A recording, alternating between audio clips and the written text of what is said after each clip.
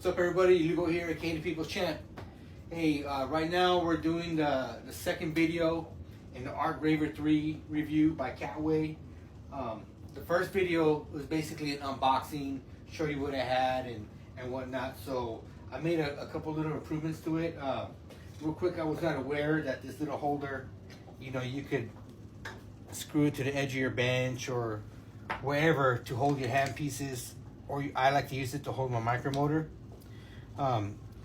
Now, on the first video, I mentioned the holes for the collets were a little bit too small to hold the gravers that I normally use. So I went ahead and drilled a couple of them out and used some of the larger gravers that I use, and so far it's been working pretty good. So I turned the unit on, and I got the speed at right around 30. I have it on full power, and I'm gonna show you how it cuts in aluminum and in steel. So in aluminum,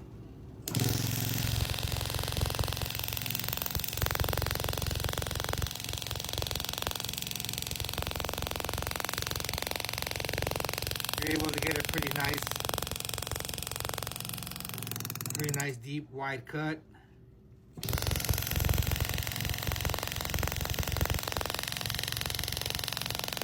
With your softer metals like aluminum, brass, copper, you should be able to chrome them no problem.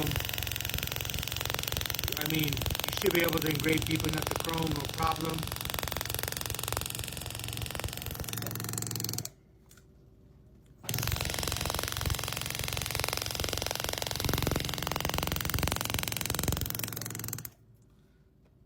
So now I'm going to show what it can do engraving the mild steel.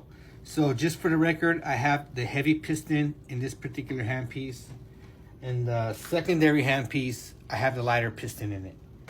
We can use that for shading, but I have the heavier piston in it, and we're going to be cutting into mild steel right now, so you can get an idea of what it can do.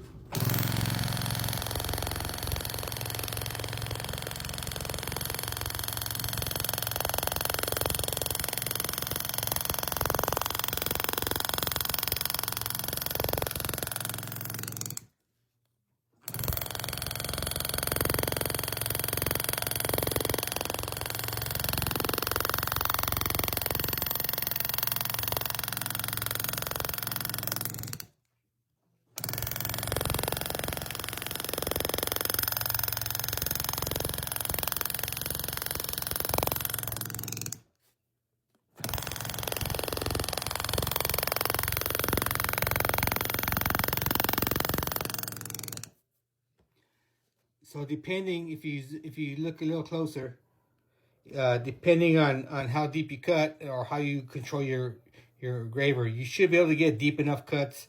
This could potentially chrome. It's not the deepest cuts ever, but you know, it's deeper than some of the stuff that's out there. You know, so this little tool could do the job. I personally would do it using on stuff that is not going to get plated. But you know, you could, as you can see, it still gets nice little cuts. You could even do little flare cuts. Watch.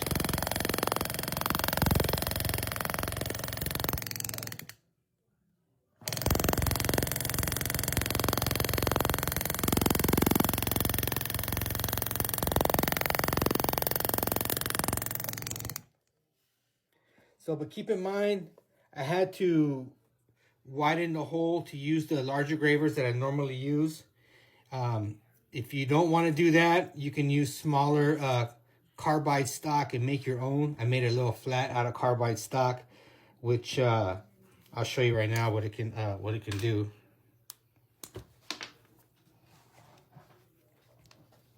So this is a carbide stock. I made a little flat out of it.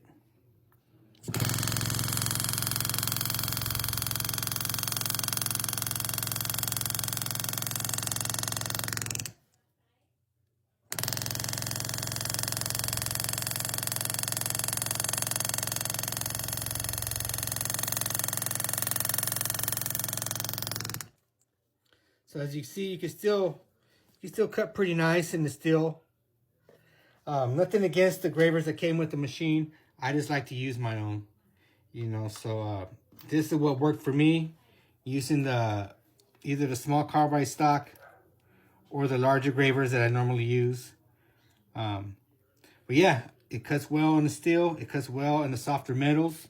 So if you like what you see, you can do that with this particular machine. Okay, so in summary, what I have to say is, I think it's a pretty decent machine, especially for the price point, $900. You get the 2 hand pieces, you get the micromotor.